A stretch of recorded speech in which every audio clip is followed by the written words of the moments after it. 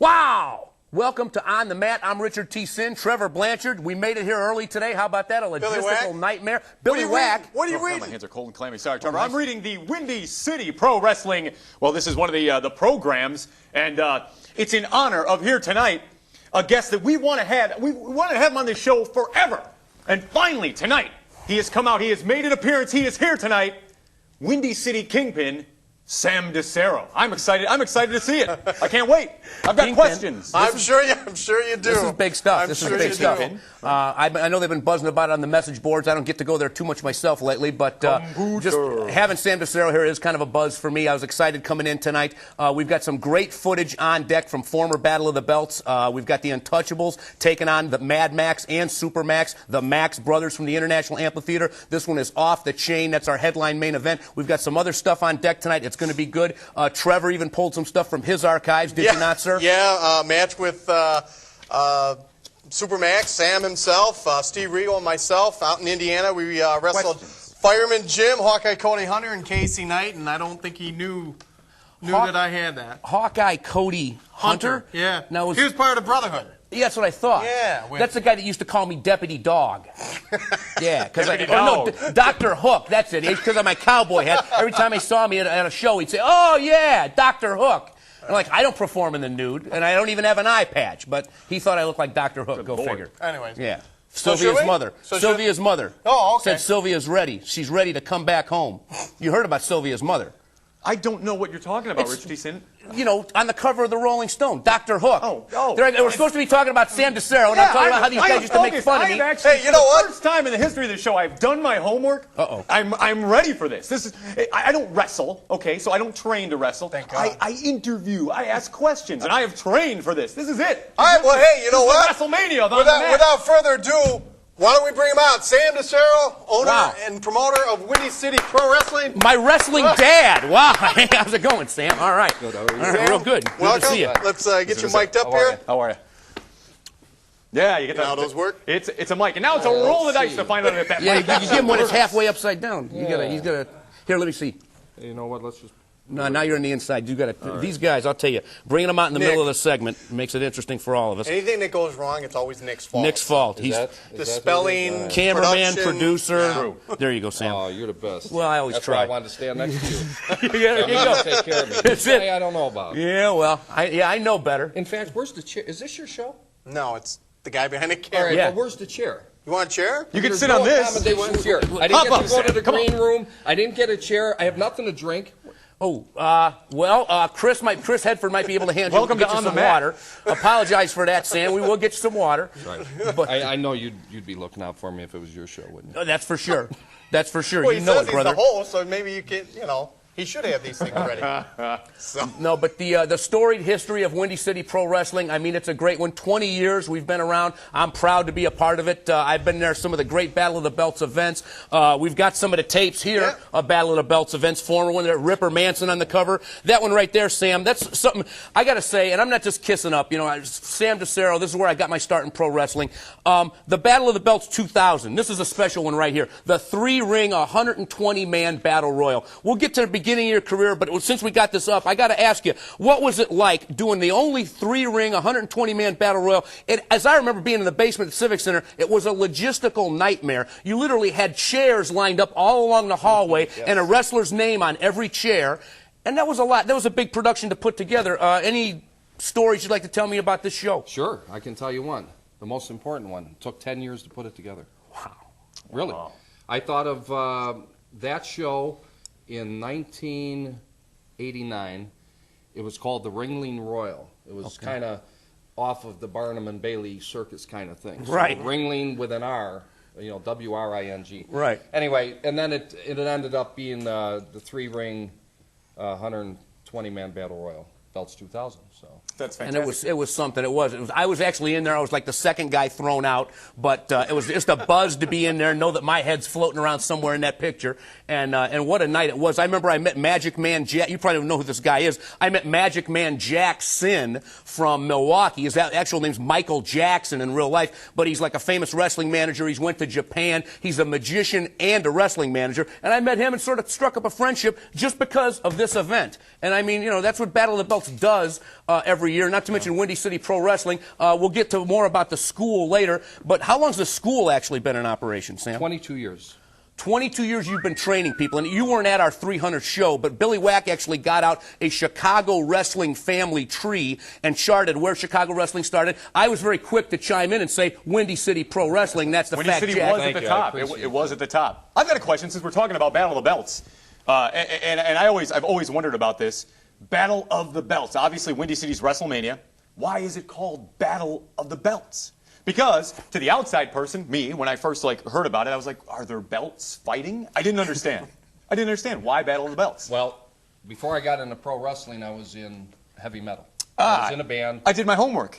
When you were 16, you were in a band? 16 to 21. To 2021. I did my homework today. I've got questions, Mr. Decero. Anyway, so Battle of the Bands was the big deal. Now, you know all about that. Sure I do. So Battle of the Bands, then I go to pro wrestling. Oh, wow. All right. All right. All right. Dots have been connected in my brain. I understand now. All right. And I remember you used to play Welcome Back, My Friends, to the show that never ends. You've since Oh, yeah. dropped that, Oh, yeah. but that was always a great fire-up, a crowd fire-up for me personally, because I'd be like, Welcome Back, I'd be in back like, yeah, man, twirling my cane, getting into it. It was always And fun. then the song after that was Burning Down the House. There you go, which we always try and do at Windy City Pro. What was the name of the band that you were in? Exciter. Exciter. And it was with guys who later went on to be in Decoy Paris, Decoy correct? Paris is the name of the band after, yeah. Yeah, very exciting southeast side group, and group. good stuff. Yeah. Good stuff. So, do you ever pick up the drums anymore, Sam, and go down I to the do. basement? I do or- when I'm teaching my kids. Really? Yeah. Well, that's pretty cool. Yeah. But actually, I said I wanted to talk about the training center. You've been there for 22 years training people at a couple different locations.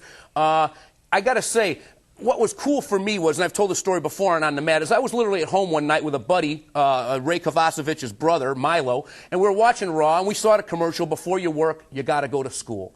And I had just gotten done getting the Tony Robbins tapes and, pretty much didn't do much with them. But the one thing I did follow through on the Tony Robbins tapes was I joined professional wrestling school. And I got to say, you're a dream maker. You're the kind of guy that has given all these guys in Chicago wrestling, a lot of up-and-comers, the chance to come in and say, I want to create a character, and you'll either put the kibosh on the character or you'll say, yeah, we're going to go ahead with this thing.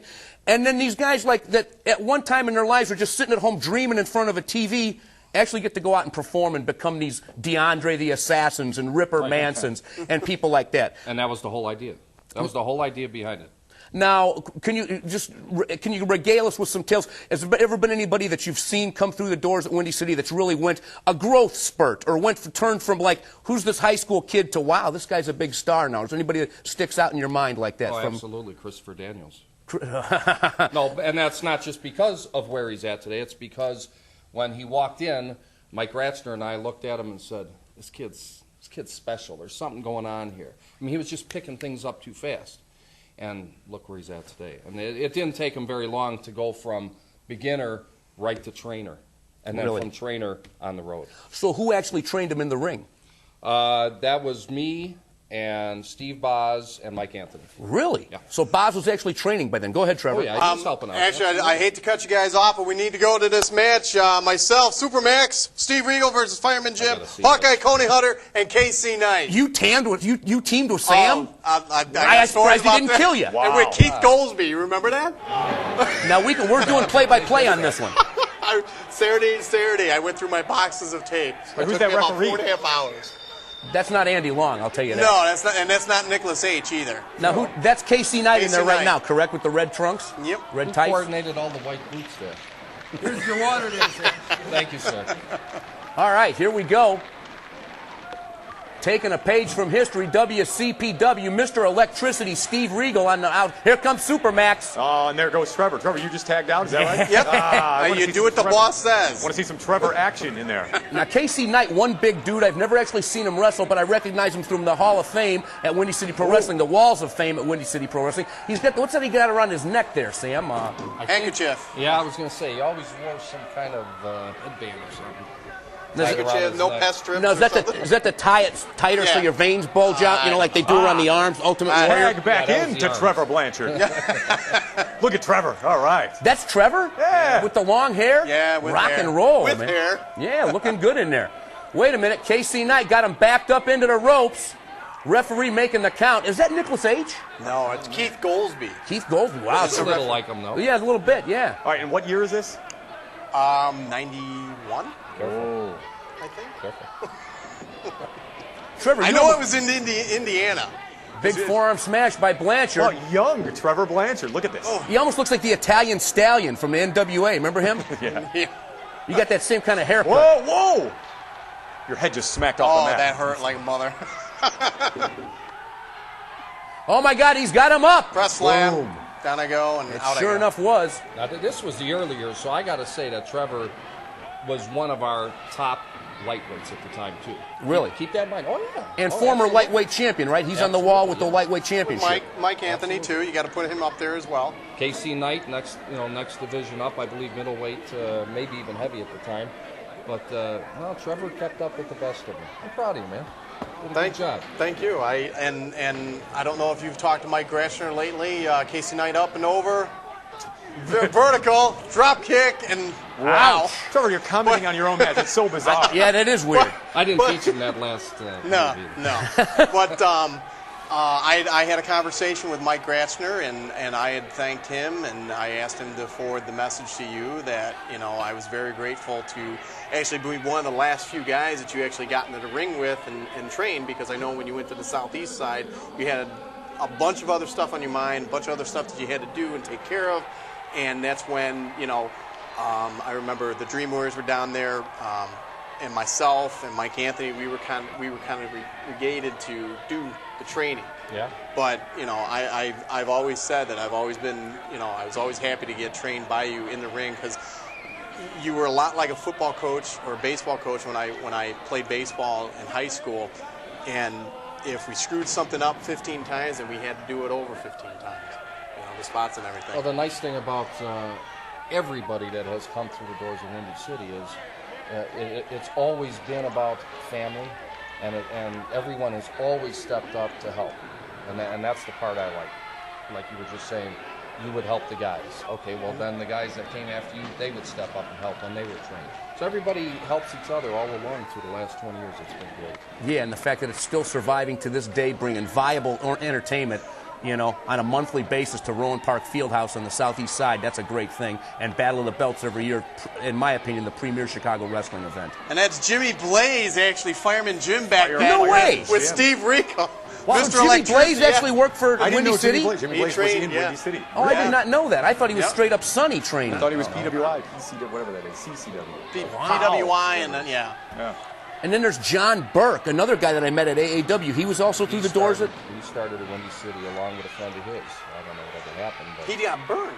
Remember, he was doing something with the leaves, and it caught on fire. Remember that? Really? That's right. He got Yeah. burned by leaves? Yeah, they lived out in Carpentersville or something, and he was burning leaves, and it got out of control, and he got caught on fire, and he never came back. Lord. But I met John Burke when I came through the AAW doors. Wow, Real so nice like- guy and real knowledgeable, and I guess he trained a lot of the lightweight guys for Sonny for a time. So it sounds like half of the Chicago scene today has actually come from Windy City, if not I'd have to say 75%. 90%. Well, In fact, you're only one of the few that didn't come through the doors. of I Windy know. City. Well, What happened? and I had my cohorts. I'll tell you what happened. You don't remember this, Mr. Decero, but in 1996, I was hot on the scene looking to start in pro wrestling.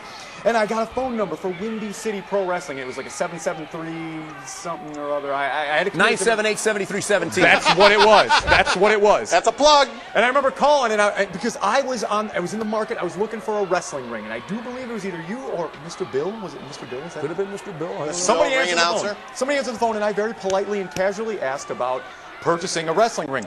And man, was I shot down. Well, kid, you got to come in here and train. You got to come. No. We got it all figured out.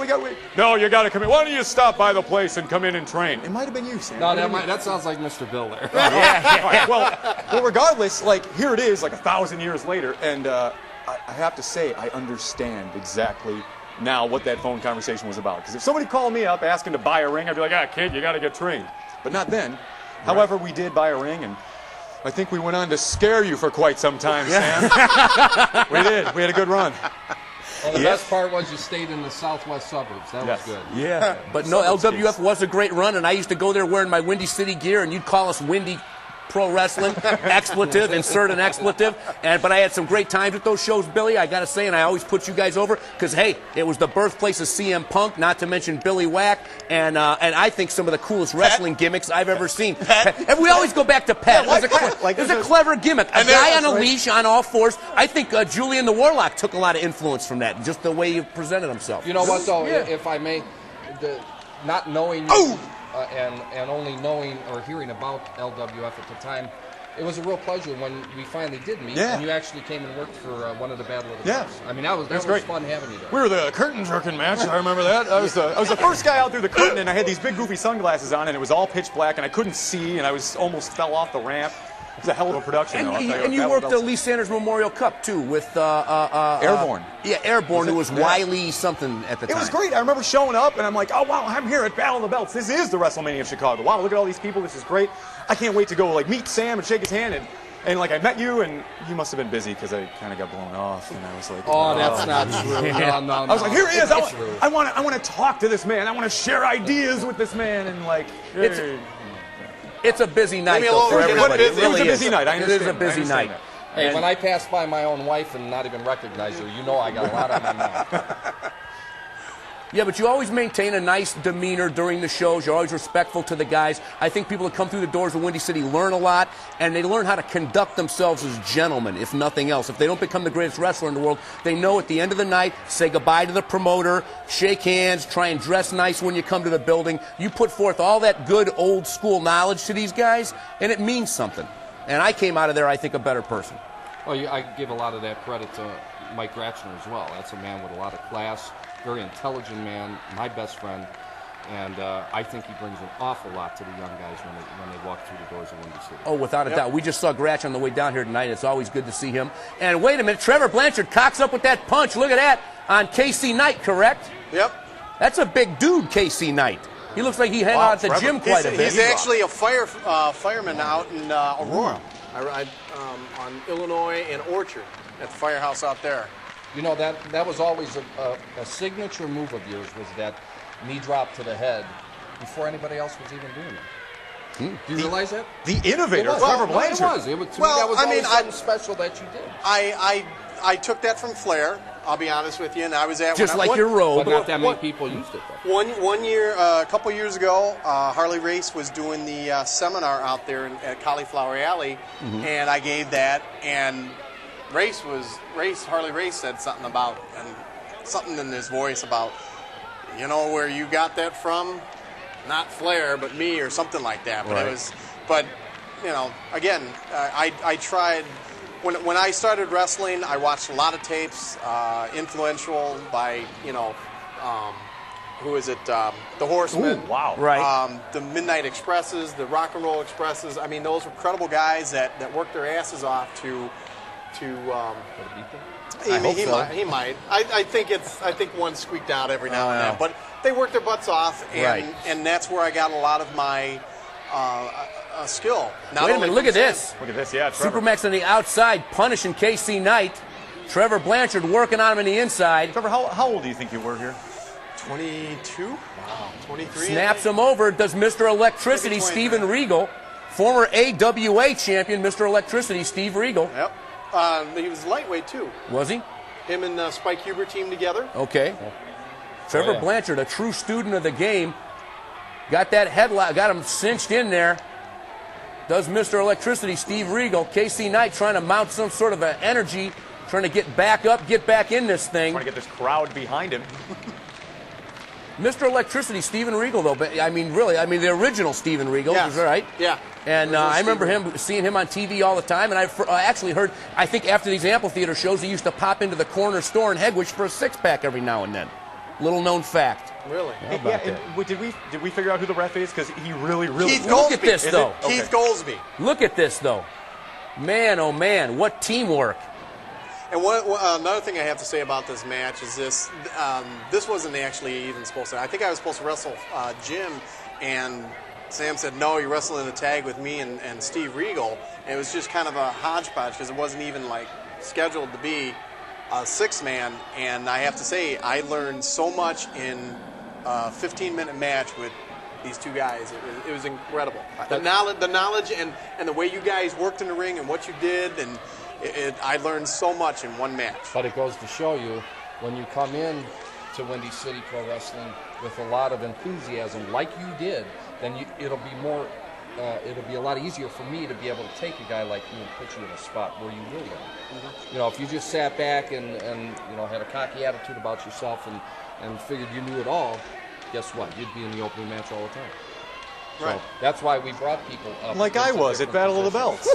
Yeah, but now wait. On the other hand, you were opening the show because I saw so much potential and talent in you. I wanted somebody to really explode, walking out from behind the curtain and get the show rolling. And he's telling the truth, and I can attest to that, because my first matches on any Windy City card, I'd always get the opening match because he knew I'd come out there and pump up the crowd with whoever I walked out with. Big backdrop by Supermax on the Casey Knight. I was always hoping that, but then I knew that there is the traditional sense of Windy City, and I kind of thought, yeah, we'll put the kids in the opening match.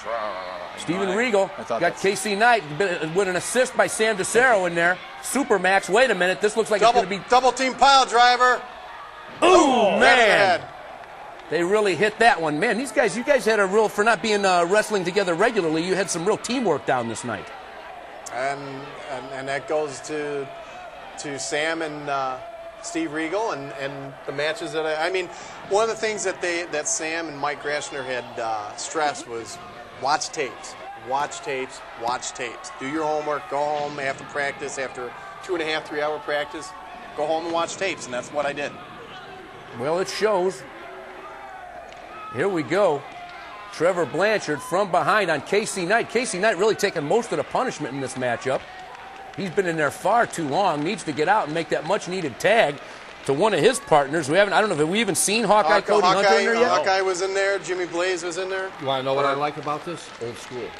Old school, hard-hitting wrestling action. Nobody's taking death-defying leaps from the ceiling. We're wrestling. And we still have the crowd excited, wondering what's going to happen next. And that's how Windy City teaches, the same way. And pretty much everybody in there looks like a wrestler, which to this day I can say most of the guys on the Windy City roster look like wrestlers. They look like somebody that kids can look up to. Like yourself, like Casey Knight. Did you notice a cameraman out there to the left? That was Stephen Kane. Steve Kane, pre-referee days. Who was pre-referee days. Here he comes. Watch this. Listen. Here we go.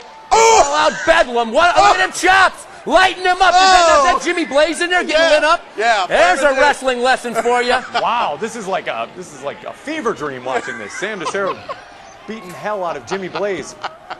Yeah, that's something. And Jimmy was what, 18?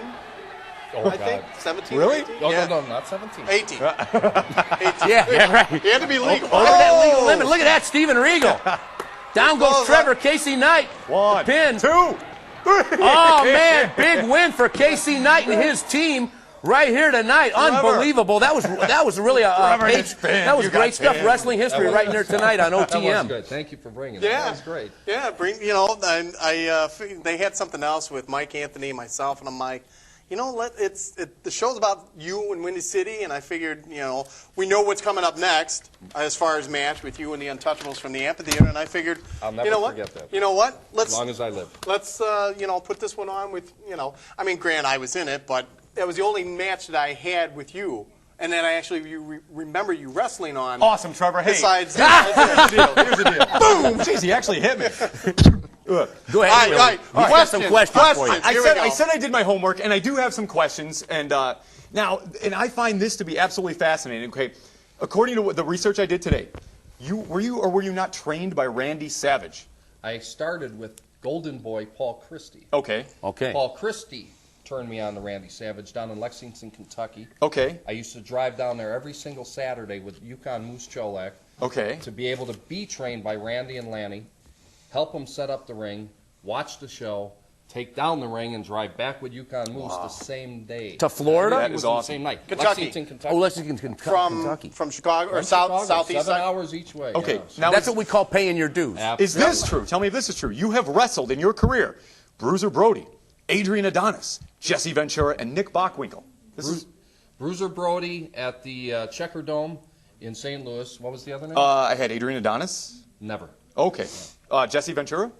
Jesse Ventura at the old AWA studio in Minneapolis. Really? So you got yeah. I didn't even know such a thing Harley existed. Race, I wrestled Nick Bockwinkel. Yeah.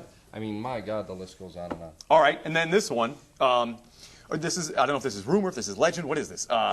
Originally, you were supposed to be one half of Demolition. Is this true? That is absolutely not true. Whoa. Okay. Where would you hear such a thing, Mr. Whack? Well, this The is like, internet, right? well, I use my computer.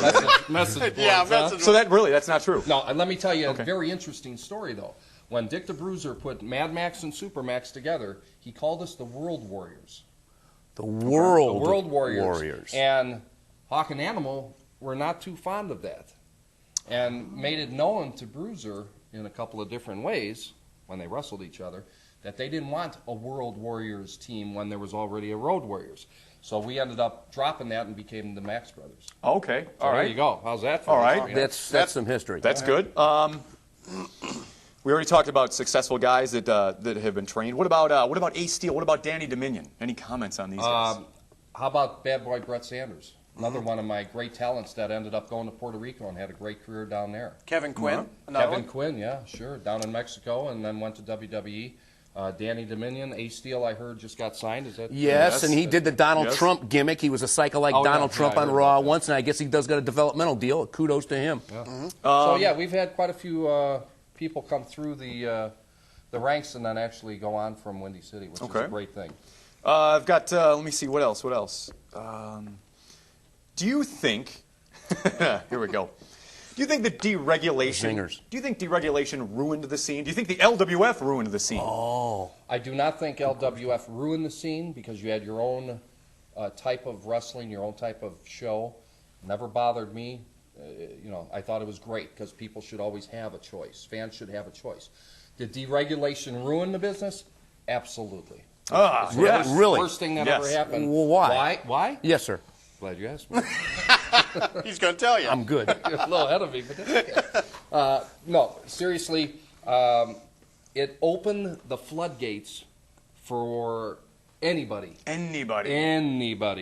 to say that they were a pro wrestler, that they were a promoter, that they were anything they wanted to be called in pro wrestling, and not necessarily had the credentials. That's right. And to me, that's insulting. That's right, because and we see it every week here on the Mat. And Some why- people, if you can get your hands on a ring, then you're a promotion, Right. and you're not. And why is it so annoying to me? It's because you have to pay your dues in the business, okay? Like these gentlemen, like all three of you have. You have to pay your dues, all right? Then you have the right to say you're a professional wrestler. You look like an athlete, then you have the right to say I'm a professional wrestler because I look like a professional wrestler, all right? And they kept that Then you go standard in the up. ring and you perform like a professional wrestler, then you have the right to be a professional wrestler or to move on and be a promoter of professional wrestling. And for our fans at home that don't know, the State Athletic Commission used to actually take blood pressure of all the wrestlers before the match so they knew these guys' hearts were in shape to get in there and perform so you wouldn't have people dying in the ring, which has happened in the past. So it was a valid thing. Not to mention, I used to love getting seat upgrades from guys like Joe Moriello and John Spahn. If I was at a WWE where's he show, at? He's I'd see somewhere somebody here. from the State Athletic Commission. Oh, there he Next is. thing you know, I'm bumped up to the fifth row. Joe It was right beautiful. there. It's not even so much that. It's the fact that That's Joe. Yeah, that's White Joe. hair? Yeah, he Oh, was my on. He's a goodness. great guest. He's a He's a grandfather. great guy. It's the fact that Grandfather. back in the day we were slugging it out, you and I, with paperwork and there's fees and there's fines and you have to be up to code. And now again, it's like you get 4 posts and some rope and you can run a wrestling show, and that's crap. Well, So we I agree always with you. said, Gratch and I always said to each other, if the floodgates did open,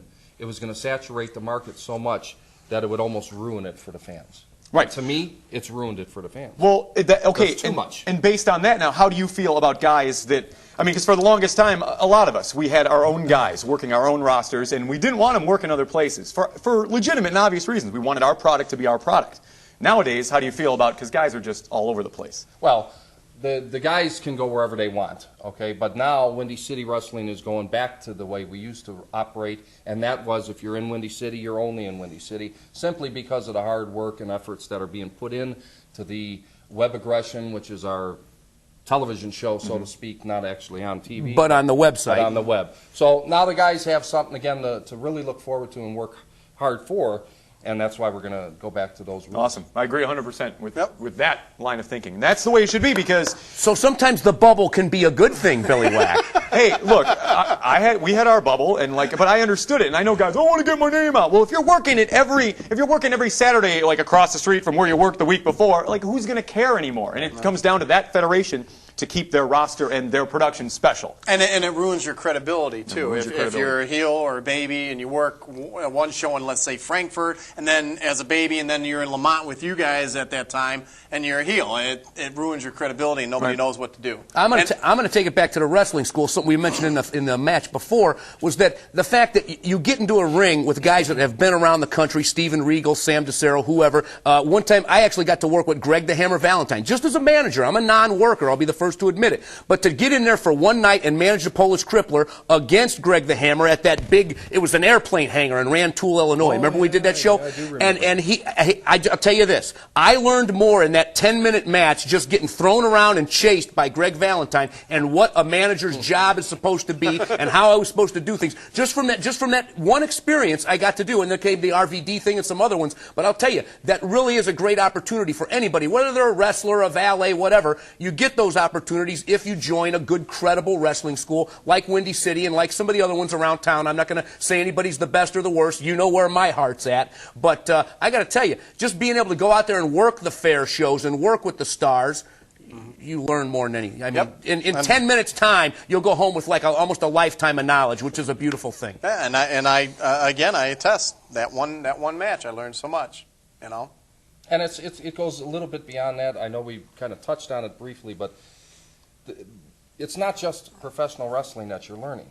You're learning how to be a professional. You're learning integrity as a man, hopefully. Mm-hmm. There's much more that we teach. I mean, like I said, when I look at Gratster and I see the kind of man he is, he brings a lot to the young kids that come through the doors. Sure. I feel I bring a lot to the people that come through, and it's not just wrestling. Yep. It's a lot about life. You enter in as a 18, 19. I was 21 or 22, and as a kid, I think I was still a kid, and you walk out as a man.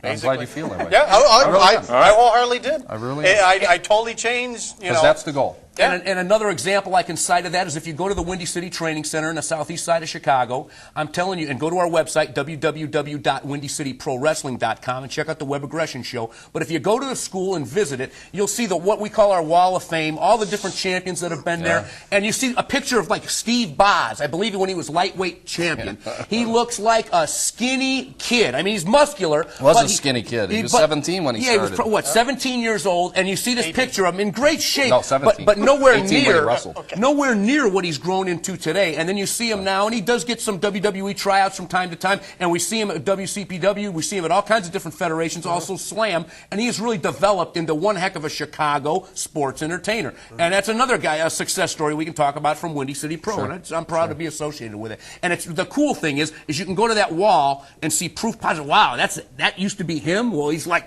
this now. You know what I mean? So it's a pretty special place to be involved with. He's put a lot of hard work into it, into his body, and it's paid off for him. Oh, absolutely. It's paid off for him. Hey, Sam, let's talk about your injuries as far as, because I remember one particular one about your ankle. Oh, yeah. But and then you could throw that out there, but what else besides that one?